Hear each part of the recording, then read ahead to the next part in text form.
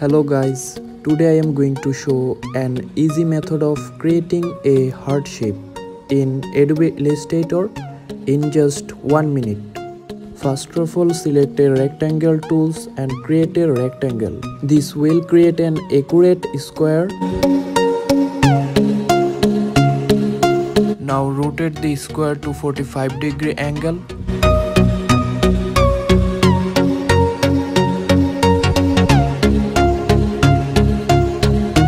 Press Ctrl R and drag a roller. Alright, now select a pen tool.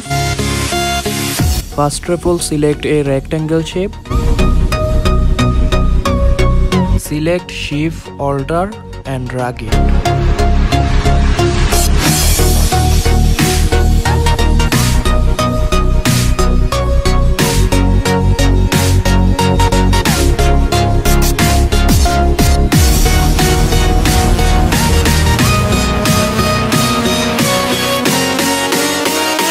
Alright, heart shape almost complete.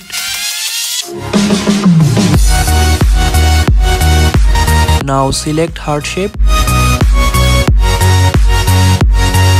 Red color. Done.